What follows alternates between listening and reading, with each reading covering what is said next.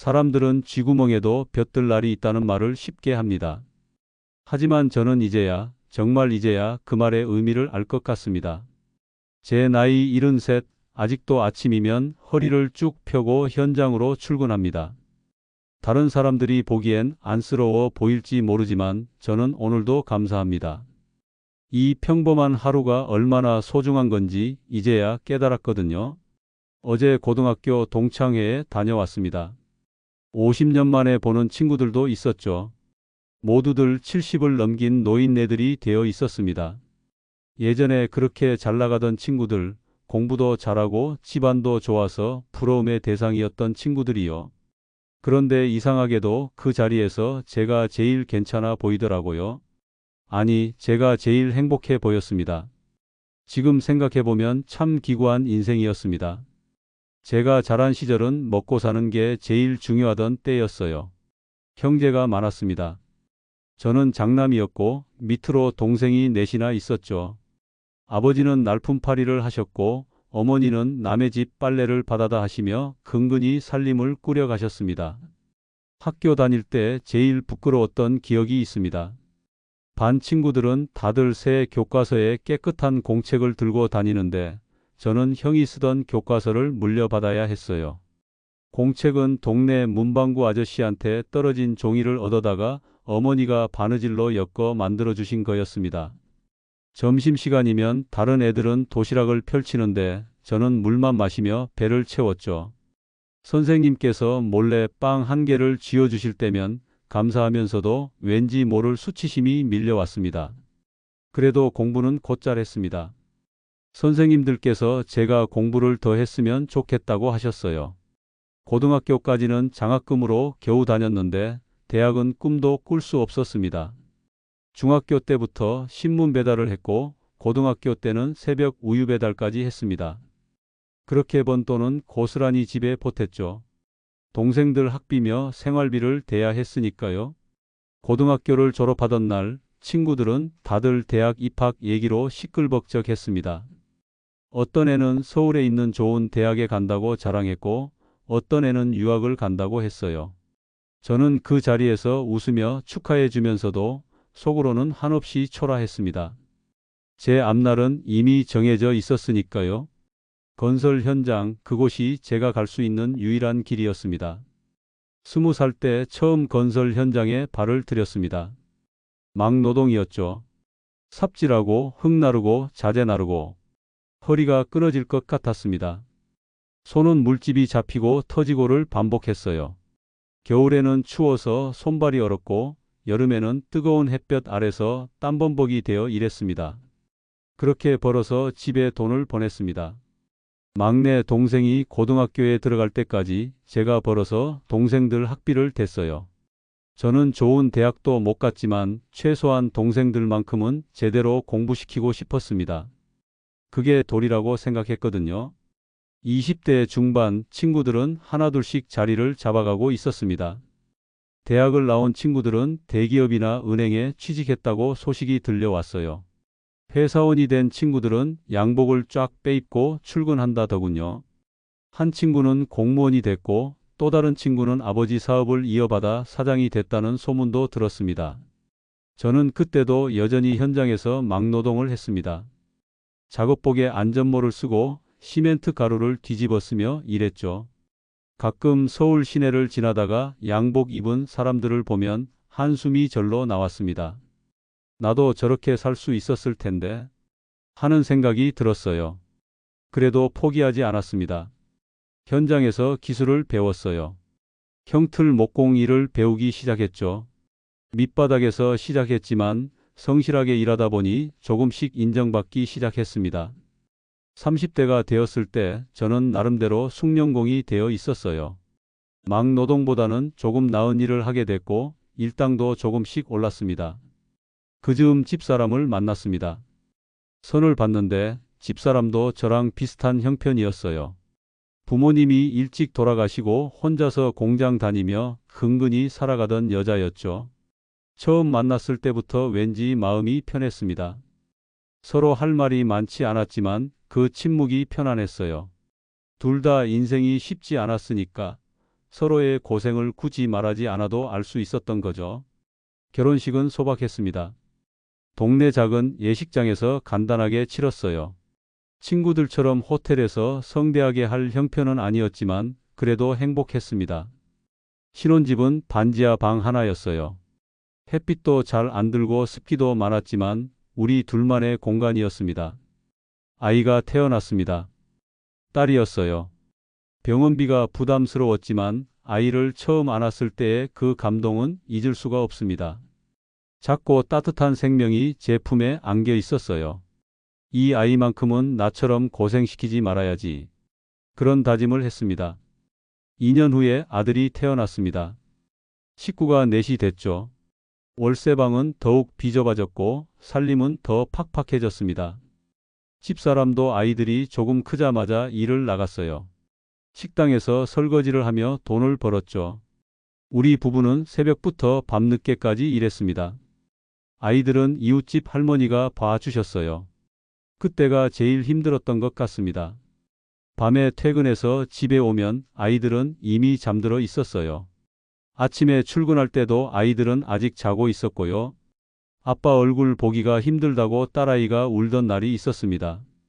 가슴이 미어졌죠. 하지만 일을 쉴 수는 없었어요.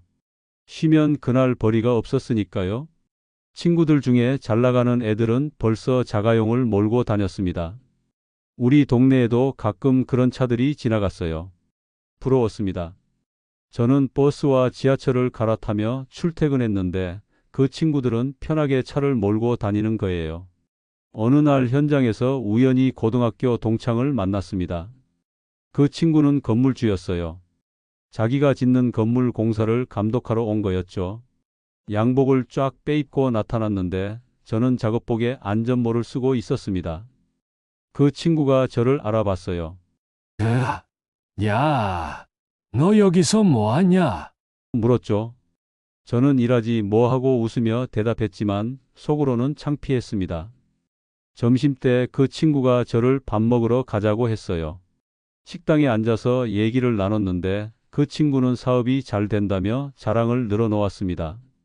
강남에 아파트도 샀고 아이들은 외국 유학까지 보냈다더군요. 저는 그저 잘 됐네, 축하한다 하고 말했습니다. 더 이상 무슨 말을 해야 할지 몰랐어요. 그날 집에 돌아와서 한참을 생각했습니다. 내 인생은 왜 이 모양일까? 왜 나만 이렇게 힘들게 사는 걸까? 서러움이 밀려왔어요. 열심히 일하고 성실하게 살았는데 남는 건 없었습니다. 통장에 돈이 쌓이는 것도 아니고 큰 돈을 벌 기회도 없었죠. 40대가 되었습니다. 주변 친구들은 더욱 잘 나가고 있었어요. 누구는 사업을 확장했고 누구는 집을 한 채 더 샀다는 소식이 들렸습니다. 동창회에 가면 다들 해외여행 얘기를 했어요. 가족들과 유럽 여행을 다녀왔다느니 동남아 골프 여행을 다녀왔다느니 하는 얘기들이었죠. 저는 그런 자리에 가기가 싫었습니다. 제 얘기를 할 게 없었거든요. 아직도 월세방에서 살고 있었고 여행은커녕 명절에 고향 가는 것도 버거웠으니까요. 그래서 동창회 연락이 와도 일부러 피했습니다. 바쁘다, 현장 일이 있다는 핑계를 대고 안 갔죠. 그렇게 10년이 더 흘렀습니다. 50대가 되자 몸이 예전 같지 않더군요. 아침에 일어나면 허리가 뻐근했고 무릎도 시큰거렸습니다.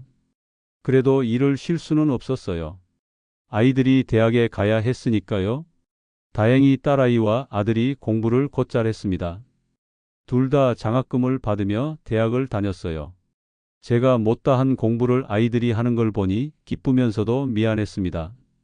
더 좋은 환경을 만들어주지 못한 게 죄스러웠죠. 딸아이가 대학을 졸업하고 취직했습니다. 작은 회사였지만 정규직으로 들어갔어요. 아들도 군대를 다녀와서 취직 준비를 했고요. 아이들이 성인이 되어 제 손을 떠나자 조금은 어깨가 가벼워지는 것 같았습니다. 그 즈음 아버지가 돌아가셨습니다. 70 중반의 나이였어요. 평생 고생만 하시다가 가신 거죠. 장례를 치르면서 생각했습니다. 나도 저렇게 갈 거구나. 아버지처럼 평생 힘들게 일만 하다가 남는 것 하나 없이 떠나는 거구나 싶었어요. 어머니는 그 후로 3년을 더 사시다가 아버지 뒤를 따라가셨습니다. 어머니 장례를 치르고 나니 이제 정말 어른이 없구나 하는 생각이 들었어요. 제가 이제 그 어른이 된 거죠. 환갑을 넘긴 나이에야 느끼는 감정이었습니다. 60대에 들어서자 친구들 중에 은퇴하는 사람들이 생겼습니다.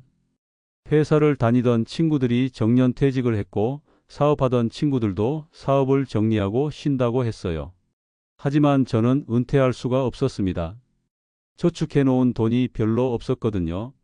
그냥 계속 일할 수밖에 없었죠. 몸은 더욱 힘들어졌습니다. 허리는 항상 아팠고 무릎은 계단을 오르내릴 때마다 삐걱거렸어요.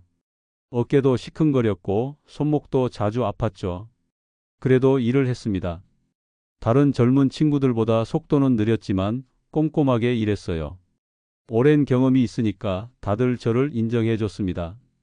70이 되던 해 집사람이 작은 아파트 하나를 알아봤습니다. 전세로 살던 집을 정리하고 작은 아파트를 매매로 샀어요. 평생 남의 집에서 살다가 처음으로 우리 집을 가진 거죠. 비록 지방의 작은 아파트였지만 저희에겐 궁정 같았습니다. 아이들이 결혼을 했습니다. 딸아이는 괜찮은 남자를 만나 결혼했고 아들도 좋은 여자를 만나 가정을 꾸렸어요. 제 역할은 다 한 것 같았습니다. 이제 손주들이 생기더군요. 손주 얼굴을 보니 그동안의 고생이 다 보상받는 것 같았어요. 그런데 이상한 일이 있었습니다. 잘 살던 친구들 중에 불행한 일을 겪는 사람들이 생기기 시작한 거예요. 한 친구는 사업에 실패해서 많은 빚을 졌다고 했습니다. 잘 나가던 사업이 어느 날 갑자기 기울더니 결국 파산했대요. 보증을 잘못 썼다가 전 재산을 날렸다는 친구도 있었고요. 평생 모은 돈을 사기꾼한테 다 뜯겼다는 친구도 있었습니다. 건강을 잃은 친구들도 많았습니다. 당뇨병, 고혈압은 기본이었어요. 허리 디스크로 수술한 친구, 무릎 인공관절 수술한 친구들이 부지기수였죠. 심장에 스텐트 시술 받은 친구도 있었고 암 투병 중인 친구도 있었습니다. 치아가 다 빠져서 임플란트를 해야 한다는 친구, 시력을 잃어가는 친구도 있었어요. 더 가슴 아픈 일도 있었습니다. 자식을 먼저 보낼 친구가 있었어요. 교통사고로 아들을 잃었다더군요. 그 친구는 얼굴에서 생기가 완전히 사라져 있었습니다. 또 다른 친구는 딸이 큰 병에 걸려서 투병 중이라고 했어요. 배우자와 사별한 친구도 여럿 있었죠. 어제 동창회에서 만난 친구들을 보면서 저는 많은 생각을 했습니다. 예전에 제일 잘 나가던 친구는 지팡이를 짚고 왔더군요. 척추 수술을 여러 번 받았대요. 그 친구는 평생 책상에 앉아서 일했는데 허리를 망쳤다고 했습니다. 저보다 훨씬 아프다며 한숨을 쉬었어요. 회사 중역까지 했던 친구는 당뇨 합병증으로 투석을 받는다고 했습니다. 스트레스를 많이 받으며 산 게 화근이었대요. 얼굴이 푸석푸석하고 몸도 많이 부어 있었습니다. 사업으로 큰 돈을 번 친구는 아내와 이혼했다더군요. 바쁘게 일만 하다 보니 가정을 돌보지 못했고 결국 아내가 떠났다고 했어요. 자식들도 아버지를 원망한다며 울먹이더군요. 반면에 저는 어땠을까요? 허리는 굽었습니다. 평생 무거운 걸 나르고 허리를 숙여 일하다 보니 척추가 휘었어요. 하지만 제 발로 걸어 다닐 수 있었습니다. 지팡이도 필요 없었고 수술도 받지 않았어요. 그냥 조금 굽은 허리로 천천히 걷는 것뿐이었습니다. 무릎도 가끔 아픕니다. 날씨가 흐리면 쑤시고 계단 오를 때면 삐걱거려요. 하지만 인공관절 수술은 안 했습니다. 파스 붙이고 찜질하면 견딜만 했거든요. 이빨도 몇 개 빠졌지만 대부분 제2로 밥을 먹습니다. 임플란트는 비싸서 못했지만 틀니 하나로 충분히 씹어 먹을 수 있었어요. 눈도 침침하지만 안경 쓰면 잘 보입니다. 노안이 왔지만 실명하거나 백내장 수술할 정도는 아니었어요. 제일 중요한 건 집사람이 옆에 있다는 거였습니다. 50년을 함께 산 아내가 아직도 제 곁에서 밥을 지어주고 빨래를 해주고 말동무가 되어줬어요. 아프면 약 챙겨주고 힘들면 등을 토닥여줬죠. 이게 얼마나 큰 축복인지 배우자를 잃은 친구들을 보니까 알겠더군요. 아이들도 건강하게 잘 살고 있습니다. 부자는 아니지만 성실하게 일하며 가정을 꾸려가고 있어요. 손주들도 씩씩하게 자라고 있고요. 명절이면 다 같이 모여서 밥 먹고 웃고 떠들 수 있다는 게 얼마나 감사한 일인지 모릅니다. 동창회에서 한 친구가 저한테 물었습니다. 너는 아직도 이래? 힘들지 않아? 저는 웃으며 대답했습니다. 힘들지. 그런데 일할 수 있다는 게 고맙더라고. 그 친구가 이상한 눈으로 저를 봤어요. 제 말을 이해 못하는 것 같았죠. 그래서 제가 덧붙였습니다. 우리 나이에 건강하게 일할 수 있다는 게 얼마나 큰 복인 줄 알아? 다리도 성하고 팔도 성하고 머리도 멀쩡하잖아.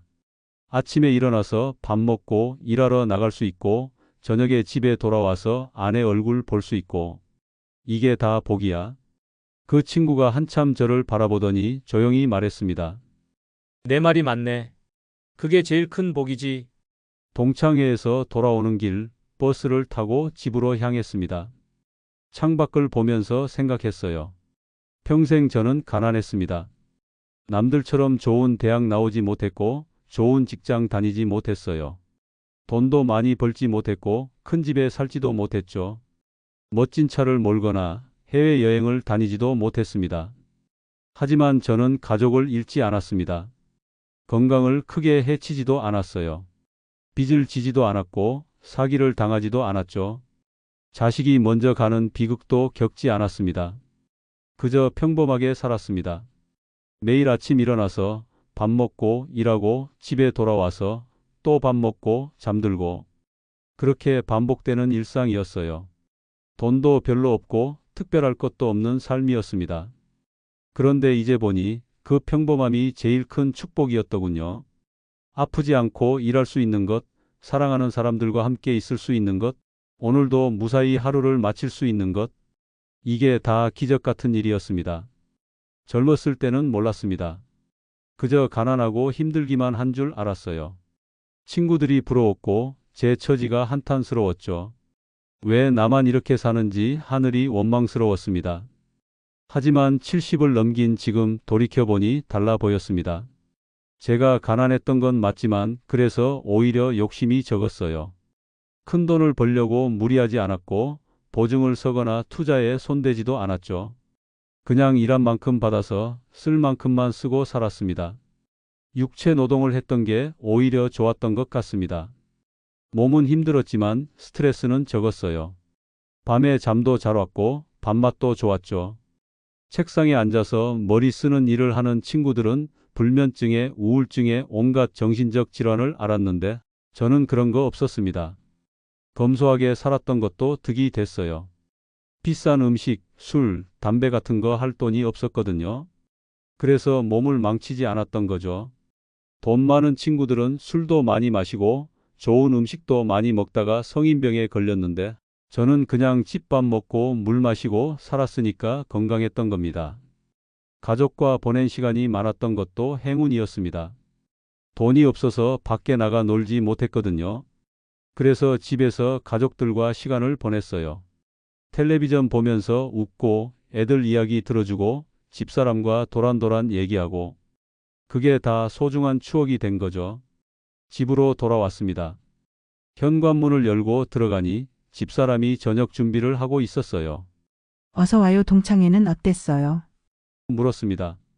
저는 신발을 벗으며 대답했습니다. 응, 좋았어. 친구들 오랜만에 봤어. 밥 먹었어요? 집사람이 물었어요. 아니, 안 먹었어. 배고프네? 제가 답했죠. 그럼 씻고 나와요. 금방 차려줄게요. 집사람이 부엌으로 들어가며 말했습니다. 저는 욕실로 가서 손을 씻었어요. 거울을 보니 주름투성이 얼굴에 흰머리가 성성한 노인이 서 있었습니다. 허리도 굽고 얼굴도 거칠고 손도 주름지고 거칠었어요. 젊었을 때 잘생겼던 모습은 어디 가고 그저 평범한 노인네 얼굴이었습니다. 하지만 나쁘지 않았습니다. 이 얼굴이, 이 모습이 제 인생의 증거였으니까요. 힘들었지만 열심히 살았던 세월의 흔적이었죠. 식탁에 앉았습니다. 집사람이 된장찌개와 김치, 두부 한 모를 가져왔어요. 소박한 저녁이었지만 맛있었습니다. 따뜻한 밥 한 숟가락을 입에 넣으니 행복했어요. 당신 무슨 좋은 일 있어요? 얼굴이 환해 보여요. 집사람이 물었습니다. 저는 웃으며 대답했습니다. 아니, 그냥 우리가 이렇게 같이 밥 먹을 수 있다는 게 감사해서 그래. 집사람이 어리둥절한 얼굴로 저를 봤어요. 갑자기 왜 그래요? 어디 아파요? 아니야, 안 아파. 그냥 고마워서 그래. 평생 같이 살아줘서. 제가 진심을 담아 말했습니다. 집사람이 쑥스러운 듯 웃었습니다. 나이 들더니 말이 많아졌네. 자, 밥이나 더 먹어요. 저는 다시 밥을 먹었습니다. 씹을수록 달고 구수한 밥이었어요. 오늘 밤 잠자리에 들면서 생각할 것입니다. 내일도 평범한 하루가 이어지겠지요. 아침에 일어나서 밥 먹고 현장에 나가서 일하고 돌아와서 또 밥 먹고 잠들고 그런 반복일 겁니다. 그런데 이제는 그게 지루하거나 힘들지 않습니다. 오히려 감사하죠. 이 평범한 하루가 계속될 수 있다는 게 얼마나 큰 행운인지 이제야 알겠거든요. 쥐구멍에도 볕들 날이 있다고 했습니다. 제 인생에 볕이 든 건 돈을 많이 벌거나 성공했을 때가 아니었어요. 바로 지금 이 순간이었습니다. 가진 건 없지만 잃은 것도 없는 이 평범한 삶이 바로 볕이었던 겁니다. 건강하게 일할 수 있고 사랑하는 사람들과 함께 있을 수 있는 이 시간이 바로 제 인생의 볕이었습니다. 젊었을 때 부러워했던 친구들, 그들도 이제는 늙었습니다. 돈도 있고 명예도 있었지만 그게 다가 아니더군요. 건강을 잃고 가족을 잃고 평안을 잃은 친구들을 보면서 깨달았습니다. 진짜 중요한 건 다른 데 있었던 거죠. 제가 평생 가난하게 살았던 건 사실입니다. 하지만 그래서 오히려 진짜 소중한 걸 지킬 수 있었어요. 욕심내지 않아서 화를 면했고 검소하게 살아서 건강을 지켰고 가족과 함께여서 외롭지 않았습니다. 지금 저는 행복합니다. 70을 넘긴 나이에 비로소 진짜 행복이 뭔지 알게 됐어요. 행복은 많이 가진 데 있는 게 아니라 지금 가진 걸 감사히 여기는 데 있더군요. 내일도 저는 현장에 나갈 겁니다. 허리 굽은 노인네가 안전 못 쓰고 일하는 모습이 남들 보기엔 안쓰러울지 모릅니다. 하지만 저는 괜찮습니다. 일할 수 있다는 게 감사하고 일 끝나고 집에 돌아갈 곳이 있다는 게 행복하거든요. 사람들은 말합니다. 가난한 건 죄가 아니지만 평생 가난한 건 죄라고요. 하지만 저는 생각합니다. 평생 가난했어도 괜찮다고. 평생 가난했지만 소중한 걸 지켰으니까요. 건강도 지켰고 가족도 지켰고 마음의 평안도 지켰습니다. 그게 바로 제 인생의 볕입니다. 늦게 왔지만 분명히 왔습니다. 쥐구멍 같던 제 인생에도 따스한 볕이 들었어요. 그 볕은 다른 데서 온 게 아니었습니다. 제 안에 있었던 겁니다. 감사하는 마음, 그게 바로 볕이었던 거죠. 오늘도 감사합니다. 내일도 감사할 겁니다. 제가 숨 쉬고 있는 한, 이 평범한 하루가 계속되는 한, 저는 계속 감사할 것입니다. 그게 제가 인생에서 배운 가장 큰 지혜입니다. 70평생을 살아보니 이제야 깨달았습니다. 가장 큰 축복은 평범함입니다. 가장 큰 행복은 감사함입니다. 가장 큰 부자는 만족하는 자입니다. 저는 이제 그걸 압니다. 그리고 매일 그걸 실천하며 살아갑니다. 내 인생에도 볕들 날이 왔습니다. 아니, 사실 볕은 항상 거기 있었습니다. 제가 고개를 들어 바라보지 않았을 뿐이죠. 이제 저는 압니다.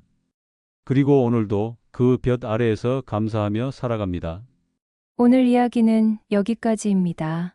다음 이야기에서도 더 흥미진진한 이야기로 찾아뵙겠습니다.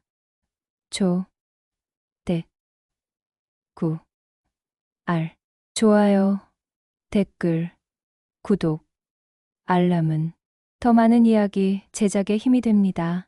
지금까지 사연당에서 전해드렸습니다. 감사합니다. 얼른 구독하셔서 새로 올라오는 글을 빠르게 알람 받아보세요.